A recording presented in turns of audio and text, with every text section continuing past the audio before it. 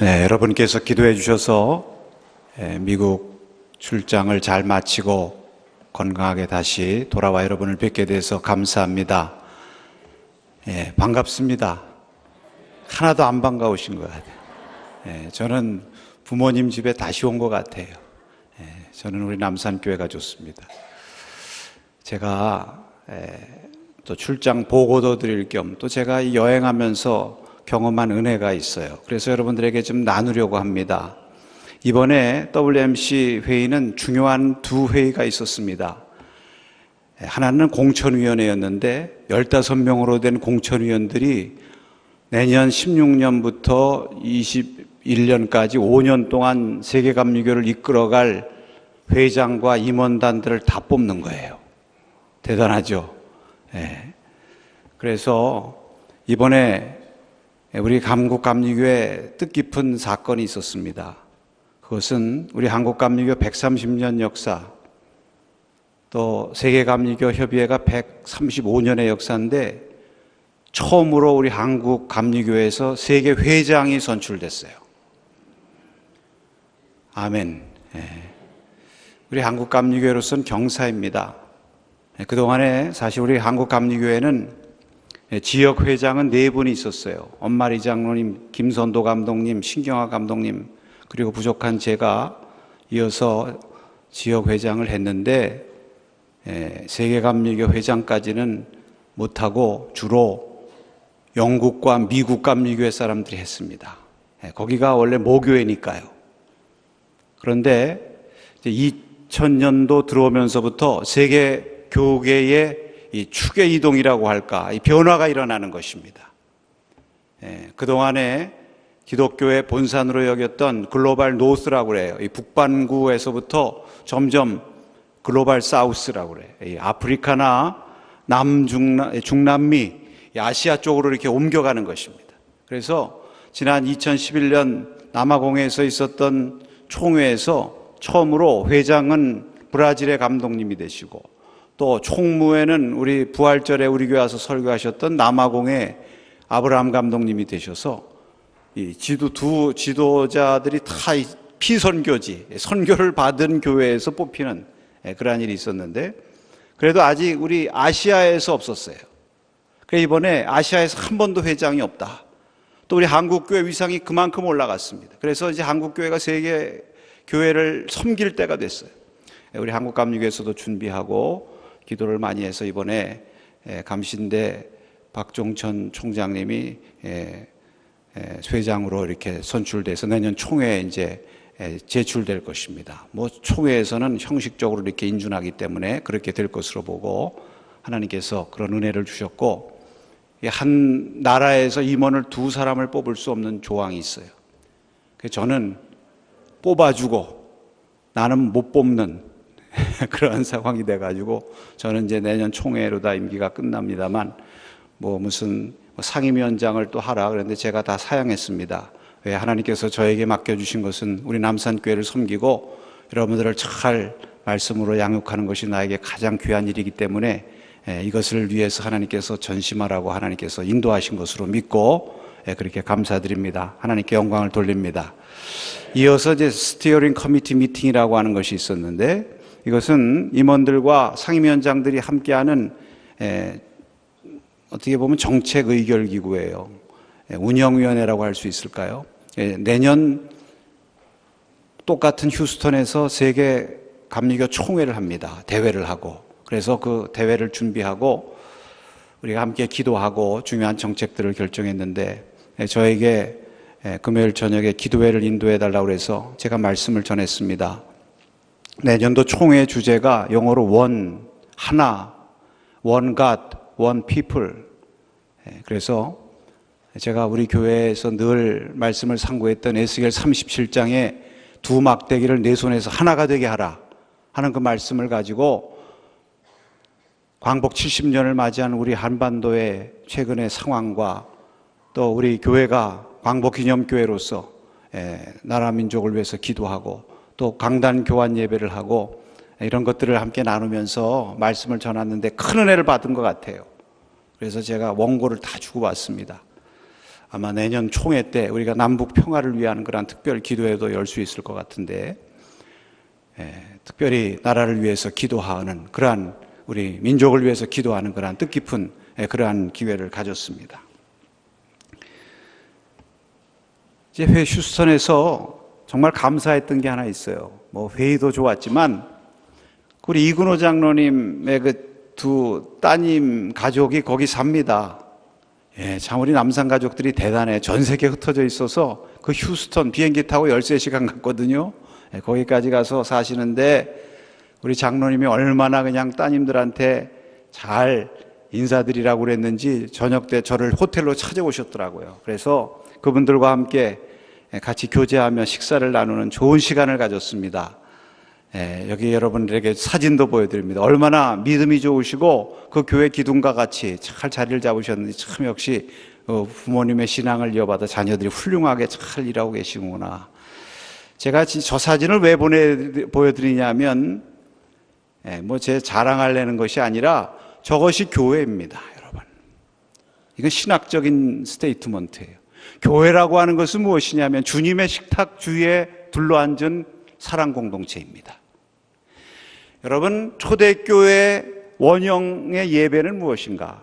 그것은 주님의 식탁에 함께 둘러앉아서 애찬을 나누면서 주님의 은혜의 말씀을 나누고 서로 사랑으로 교제하는 것이 예배예요. 오늘 우리가 하나님 앞에 예배 드리면서 여러분들이 다 정면을 바라보고 이렇게 예배를 드리지만 사실은 이런 이미지를 그리셔야 됩니다. 여기 주님께서 여러분을 위해서 사랑의 식탁을, 은혜의 식탁을 베풀어 놓으시고 주님께서 그 가운데 좌정하시고 여러분들 모두가 뺑 둘러앉아서 주님의 은혜 양식을 함께 나누면서 서로 사랑으로 교제하는 것입니다. 온 세상에 많은 교회들이 있지만 우리가 이 남산교회 가족이 되어서 이 자리에 함께 모여서 함께 하나님을 찬송하고 은혜 식탁에 둘러앉아서 함께 사랑으로 예배할 수 있다고 하는 거 얼마나 감사합니까? 아멘이십니까? 그래서 우리가 복받은 거예요. 여러분, 옆에 계신 분들하고 인사하십시다. 우리는 주 안에서 한 형제자매입니다. 이러한 귀한 깨달음을 우리 이근호 장로님 가족을 휴스턴에서 만나면서 제가 새롭게 느꼈어요. 이 참 남산교회 가족된 것이 이렇게 귀하구나 하는 것을 느끼면서 은혜를 받았습니다. 휴스턴에서 회의를 마치고 덴버로 갔는데요. 이 덴버에 가서 문제가 생겼어요. 어떻게 보면 문제도 아니지만 그래도 문제예요. 이제 사실 미국에서는 차가 없으면 움직이지 못하지 않습니까? 그래서 여기서 렌터카를 해가지고 갔는데 저는 국제운전면허증이면 되는 줄 알았어요. 근데 공항에서 차를 달라고 그러니까 차를 안 주는 거예요. 왜냐하면 한국 운전면허증도 있어야 된다는 겁니다. 아니다. 이거 한국 운전면허증 가지고 다 서울경찰청에서 다 공신해서 다 한 건데 이거 된다고 그래도 안 된다는 거예요. 룰이 안 된다는 거예요. 그래가지고 세상 말로 딱지를 맞았습니다. 차를 못 빌린 거예요. 그 다음서부터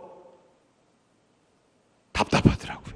마음도 속상하고 이거 계획된 대로 안 되니까 속상하고 내가 이거 어쩌다가 이거 챙길 것을 못 챙겼나 자책감도 있고 이거 앞으로 일정이 어떻게 되는 건가 당황스럽더라고요.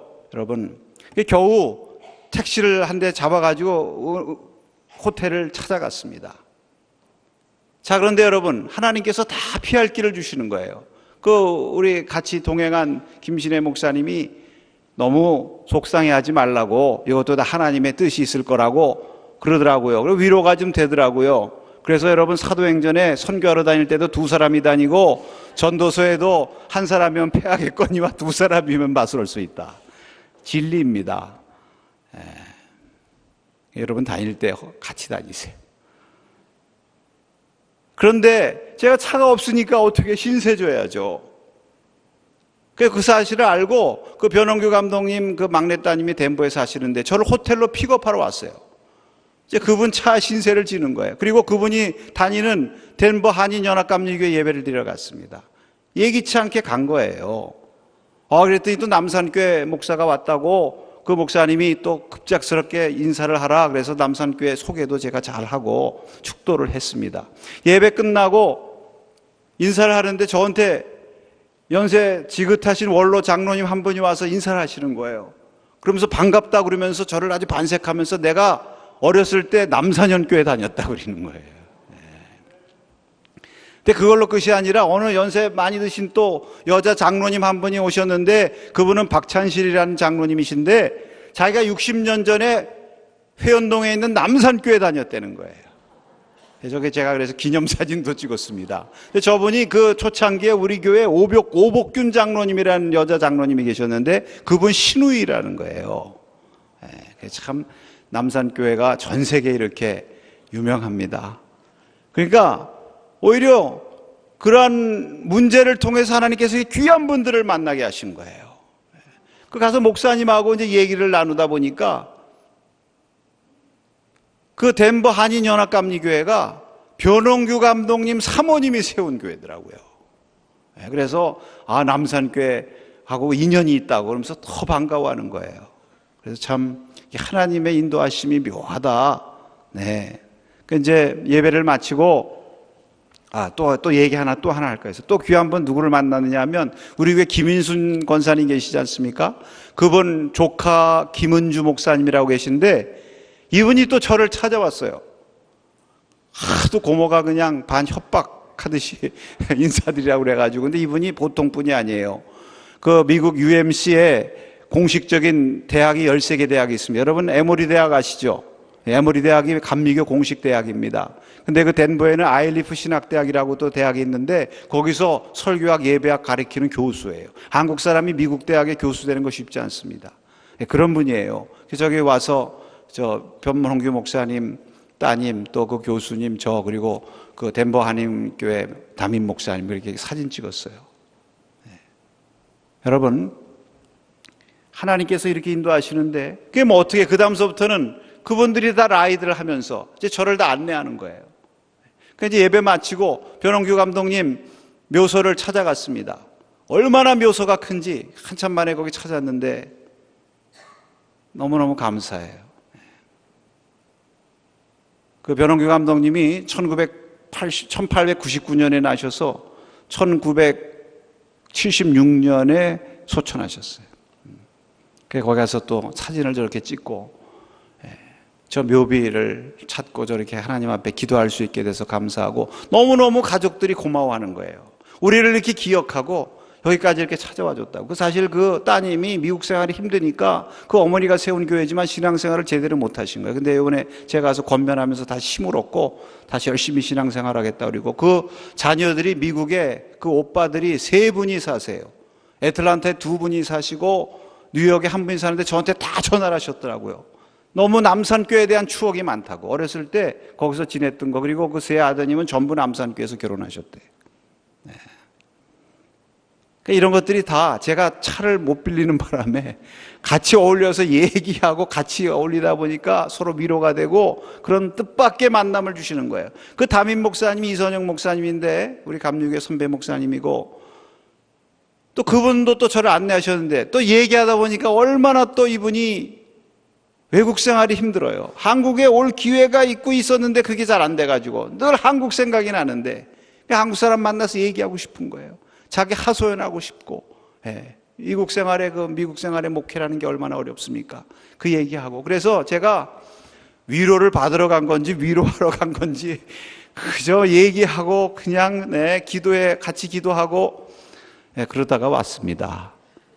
제가 왜 이 말씀을 드리냐면 차를 못 빌려가지고 약간 답답했지만 또 하나님께서 다 피할 길도 주셔서 또 다 좋게 좋은 만남의 기회를 주시고 새로운 기회의 문들을 열어주시는 것을 보면서 하나님의 은혜가 감사하다.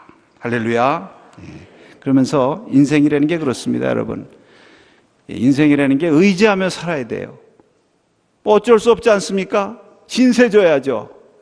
근데 또 신세 질 때 되면 인생이라는 것은 의존하는 존재다 그렇게 인정하고 하나님을 의지하고 또 다른 사람에게 도움 요청하고 또 다른 사람이 나에게 도움 요청하면 내가 의지가 되어주고 그렇게 살 때 또 하나님의 은혜가 체험되는 줄로 믿습니다. 그래서 그런 것들을 깨닫게 하신 귀한 여행이었습니다. 우리 남산 가족들이 이렇게 전 세계에 흩어져 있다는 건 너무 감사하고 또 서로 기억할 수 있는 분들이 있다는 것이 감사하고 제가 이런 경험, 어찌 보면 작은 전화위복의 경험이다, 이렇게 말할 수가 있는데, 제가 이런 경험을 하면서 오늘 전할 말씀을 읽으면서 묵상을 했습니다. 사실 미국 가기 전만 해도 이 설교가 중요해요. 바울의 설교가 중요해서 이 내용을 중심으로 교리적인 설교를 좀 하려고 제가 계획을 세웠었는데, 그런 경험을 하면서 오늘 말씀에 보니까 그런 빛에서 보이는 거예요. 바로 바울이 그러한 경험을 했고 그러한 신앙을 가졌던 사람이다, 그것을 깨닫게 하시는 것입니다. 그래서 오늘 이 말씀 가운데 이 바울의 열려진 믿음의 자세를 한번 살펴보려고 하는 것입니다. 여기 오늘 두 번 반복되어 오는 말씀, 27절에 응하게 하였도다, 29절에 다 응하게 한 것이라는 이 말씀 속에 아주 집약이 되어 있는 것입니다. 여기 오늘 본문은 일명 바울의 비시디 안디옥 설교라고 하는 유명한 본문인데, 여러분 13절부터 보면 비시디 안디옥 선교에 관한 말씀이 나옵니다. 거기 바울의 일행이 누굽니까? 바울과 바나바와 요한 마가죠. 이제 구브로에 선교를 하고 터키 쪽을 향해서 배를 타고 밤빌리아의 버가라고 하는 곳에 갑니다. 그리고 거기서 머무르지 않고 바로 비시디 안디옥으로 가요. 근데 여러분, 지난번 성지순례를 가서 본 것인데, 이 비시디 안디옥이라고 하는 곳은 오늘날 터키의 중남부 산악 지역입니다. 이 버가가 가까운 안탈리아라고 하는 항구 도시가 있어요. 거기서부터 차로 가는데 말입니다, 타우루스라고 하는 산맥을 넘어야 돼요. 우리나라 태백산맥의 한 2배 정도 큰 규모입니다. 차로다가 한 3시간 정도 가는데, 그 옛날 도보로 가면은 거기가 일주일이 걸리는 한 200km 되는 거리예요. 그 험한 지역을 간 거예요. 그러니까 거기 가서 2000년 전에 사도 바울 일행이 여기 복음 전하기 위해서 얼마나 고생하셨을까. 더구나 그 지역은 산적이 많고 도적이 많아가지고 바울이 고린도후서 11장에 선교하면서 다 겪은 어려움 얘기하면서 강도의 위험을 당했다 그랬는데, 그것이 바로 이 지역을 염두에 두고 하신 말씀인 것입니다. 13장 앞에 보면, 그 서두에 보면 비시디 안디옥으로 가기 직전에 요한 마가라고 하는 수행원이 포기하고 예루살렘으로 돌아가 버립니다. 여러분, 이것은 중요한 사건이에요. 성경에 기록되어 있고 나중에 이 일로 인해서 바울과 바나바가 갈라지는 그러한 일이 일어나지 않습니까? 그 젊은이가 왜 그랬을까? 그 비시디 안디옥 가는 게 까마득한 거예요. 그래서 중간에 포기하고, 난 그 위험하고 험한데 못 갑니다 하고 간 거예요. 예루살렘, 자기 집으로, 고향으로. 근데 바울과 바나바는 지금 40대 후반입니다. 당시 평균 수명이 50세예요. 요즘으로 말하면 한 60, 70세 되신 연로하신 어르신들이에요, 이분들이. 근데 이분들은 그 비시디 안디옥을 향해서 그 산악 지형을 뚫고 간 것입니다. 왜 그렇습니까? 그것이 사명이니까. 믿습니까? 어느 시인이 그런 말씀 한 시 기억납니다. 청춘은 나이에 달려있지 않다. 네. 자, 그런데 여러분, 우리가 주목할 것이 있습니다. 이 버가라고 하는 곳이 사실은 항구 도시로서 그 밤빌리아 지방의 중심 지역이에요. 거기서 사실 복음 전하는 것이 맞는데 거기서 복음 전하지 않고 비시디 안디옥으로 갔다. 그 이유가 있는 것입니다. 성경에 기록되어 있지는 않지만 그 이유를 알 수 있는 중요한 말씀이 갈라디아 4장 13절에 나옵니다. 한번 같이 읽겠습니다. 내가 처음에 육체의 악함으로 말미암아 너에게 복음을 전한 것을 너희가 아는 바라. 이 말씀이 무슨 말이에요? 내가 육체가 연약해졌기 때문에 너희에게 가서 복음 전했다, 그런 얘기예요. 세번역에 보면 내가 너희에게 복음 전한 것은 내가 병들었기 때문이라 그랬어요. 그러니까 버가에서 병든 것입니다.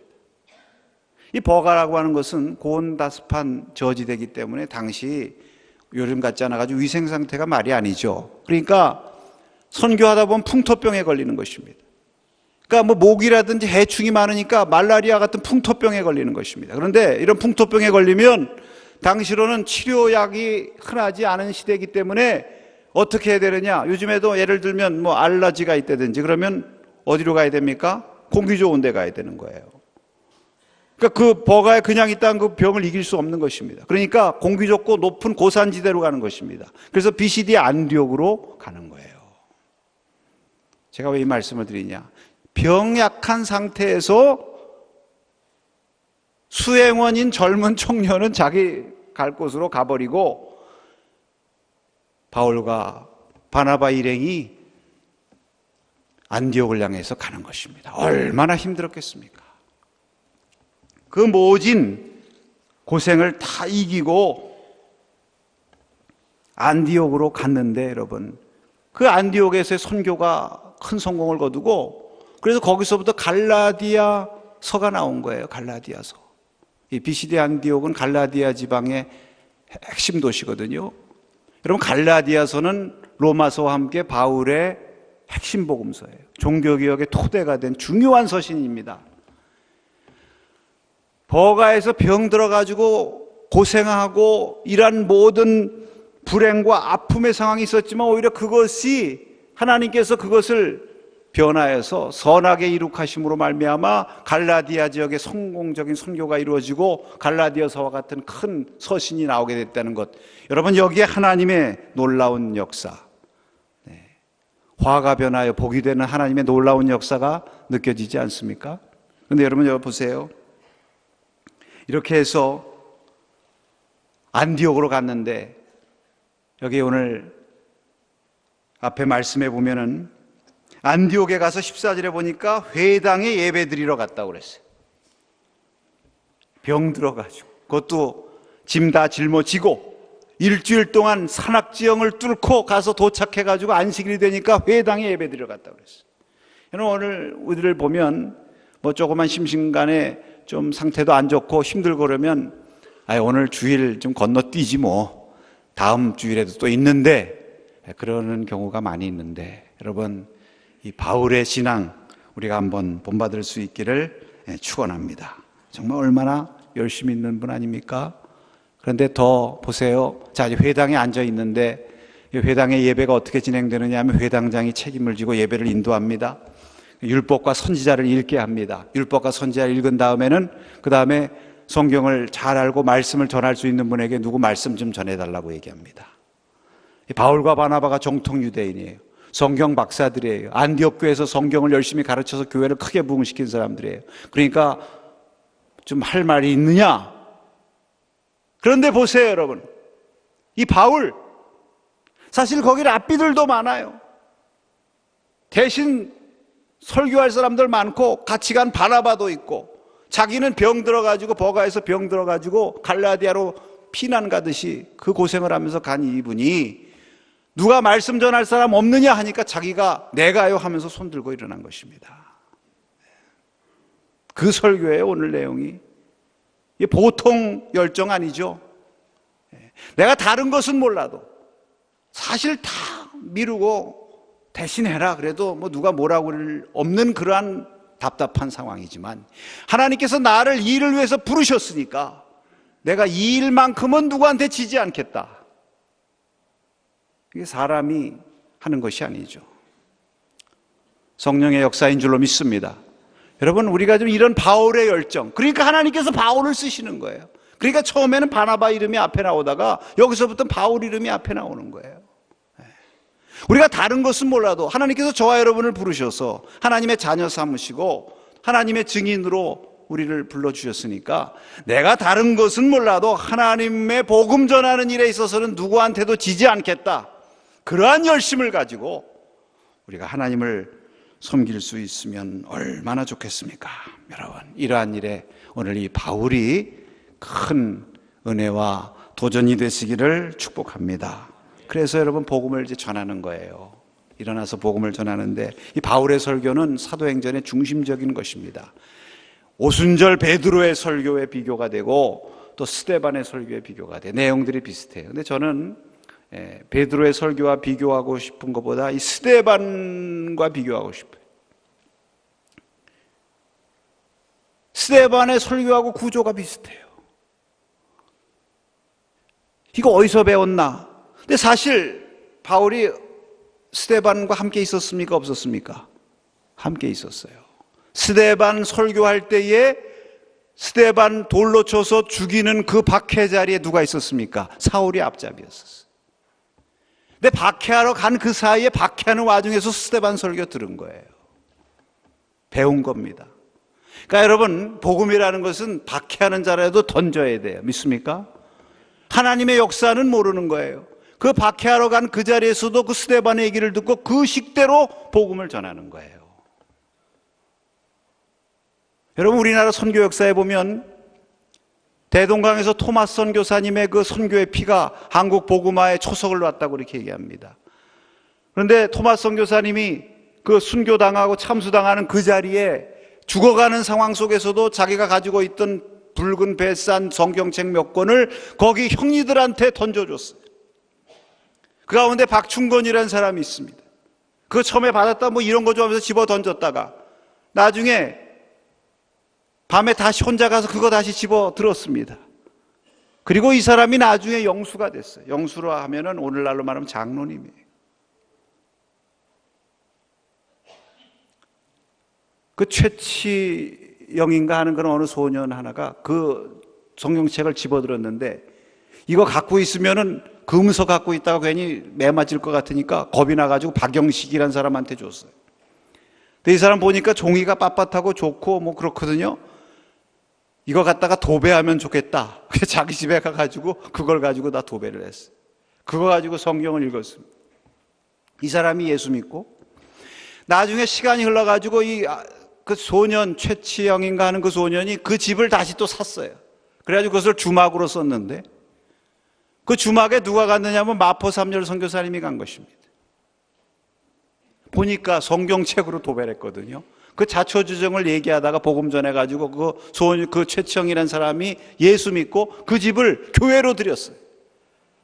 그 널다리꼴 교회, 그 평양의 유명한 장대현 교회 전신인 것입니다. 하나님의 역사는요, 우리 말로는 정말 모르는 거예요.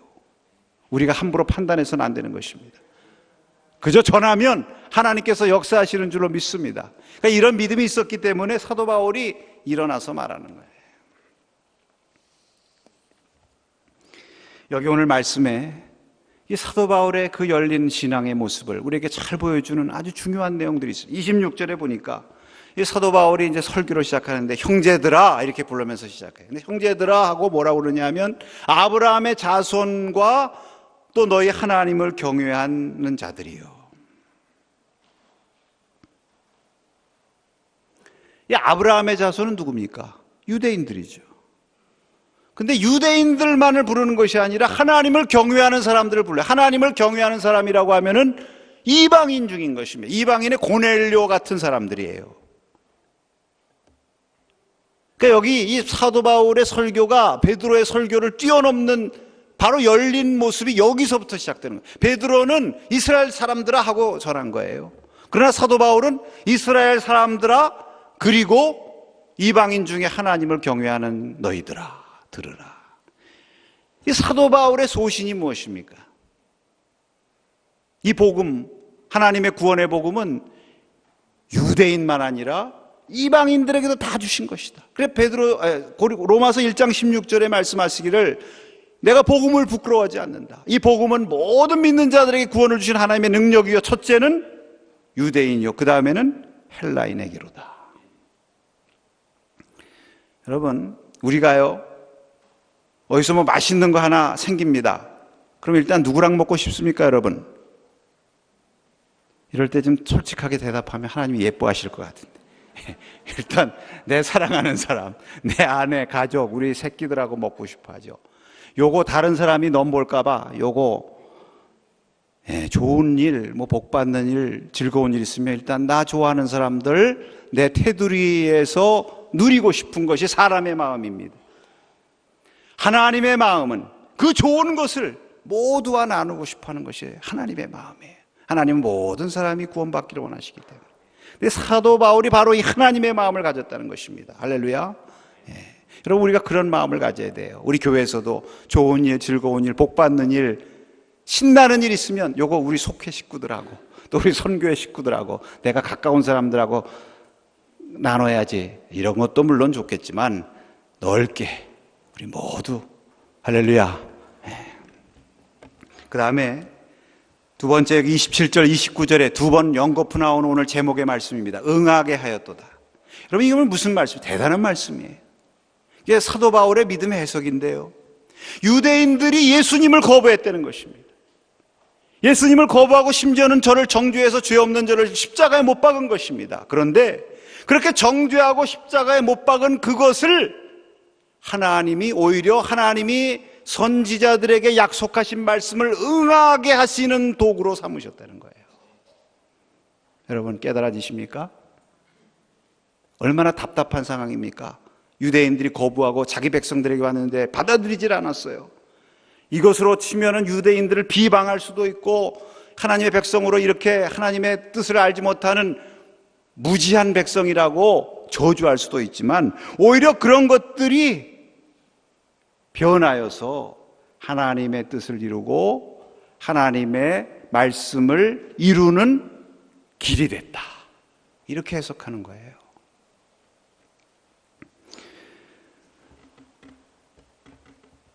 여러분 이런 열린 믿음의 시각을 보여준 또 중요한 사람이 있습니다. 누굽니까? 요셉입니다. 요셉. 저는 요셉이 창세기 45장 5절에서 하신 말씀이 성경에 있는 가장 위대한 복음의 말씀 가운데 하나라고 생각합니다. 45장 5절 한번 우리 같이 읽겠습니다. 당신들이 나를 이곳에 팔았다고 해서 근심하지 마소서, 한탄하지 마소서. 하나님이 생명을 구원하시려고 나를 당신들보다 먼저 보내셨나이다. 네, 이거예요. 그래서 8절에 보니까 그런즉 나를 이리로 보낸 이는 당신들이 아니요 하나님이시라. 그러니까 형들 원망하지 않고 그 답답하고 어려운 현상이 생겼지만 이것을 오히려 하나님께서 하나님의 구원의 역사를 이루시는 도구로 해석하는 거예요. 이런 사람들에게는 시험이 없죠. 우리가 이런 신앙을 가지면 얼마나 감사합니까? 마지막으로 보니까 46절에도 같은 내용인데 그 복음을 전했는데 유대인들이 또 거부하고 또 박해를 해요. 귀부인들을 막 동원해가지고 박해를 해요. 그러니까 여러분 이런 상황, 자기한테 막 공격이 들어오는 상황 얼마나 답답하고 힘든 상황이에요. 얼마나 위기입니까? 그런데 바울이 또 뭐라고 그러느냐? 너희들이 이렇게 받지 않으니까 너희들 저주나 받아라. 그게 아니라 너희들이 받지 않으니까 우리는 그러면 이방인회로 간다. 낙심과 원망의 귀로 삼기보다 오히려 이 위기를 새로운 전도의 문을 여는 기회, 할렐루야, 기회로 여긴 것입니다. 믿음의 사람에게 이러한 자세가 필요한 것입니다. 이러한 지혜가 필요한 것입니다. 여러분 물길이 막히면 어떻게 됩니까? 새로운 물길을 트면 돼요. 물길 막힌다고 주저앉을 필요도 맞서 싸울 필요도 없는 것입니다. 세상에는 하나님이 준비하신 사람 많고요. 하나님이 역사하시고 우리를 통해서 일하시고자 하는 일터 많습니다. 하나님이 물길을 열어주시라는 우리가 믿음을 가지면 하나님께서 그런 사람을 쓰시는 것입니다. 그 예수님께서 제자들을 보내실 때에 너희들 뱀같이 지혜로워라. 이것은 너희들이 가는 곳에 이미 장애물이 있다는 거예요. 그런데 여러분 뱀을 보세요. 뱀이 이렇게 가다가 앞에 돌이나 이런 거 나타나면 어떻게 합니까? 빙그르르 돌아가는 거예요. 그리고 자기 갈 길을 신속히 가요. 가다가 승질 난다고 다시 돌아와서 돌을 걷어차지 않습니다. 우리가 분노하거나 부대끼거나 그런 것 때문에 넘어질 때가 많아요. 쓸데없이 얽혀가지고 자기만 손해보는 거예요. 평안을 빌되 혹시 그 사람들이 받아들이면 좋거니와 받아들이지 않으면 신발에 티끌을 떨어버리고 떠나라. 하나님께 맡기고 노여하거나 옥신각신하거나 얽히거나 시간 낭비하지 말고 신속히 다음 곳으로 다음 일로 넘어가라.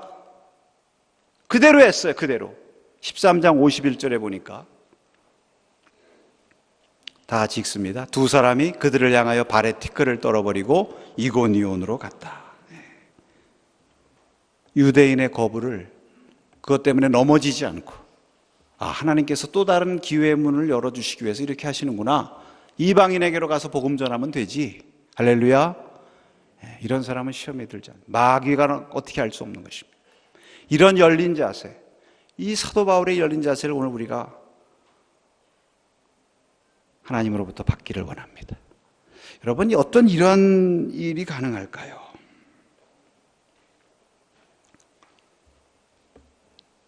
그럼 사도 바울이 성격이 아주 긍정적이고 낙천적이라서 그랬는가? 또는 그 사람 사상이 아주 리버럴하고 포괄적이라서 그렇습니까? 여러분, 사도 바울이 무서운 사람이에요. 엄격하고 아주 보수적이고 바리새인 중에 바리새인입니다. 그 대답이 그의 설교에 있습니다. 17절서부터 오늘 본문에까지 쭉 이어지는 말씀 보면 하나님이 이렇게 시작해요. 하나님이 택하시고 하나님이 세우시고 하나님께서 건져내시고 하나님께서 가나안 족속 원수들을 멸하시고 하나님께서 약속의 기업을 주시고 하나님께서 유대인의 거부에도 불구하고 예수님을 다시 살리셔서 그의 약속을 이루시고 할렐루야.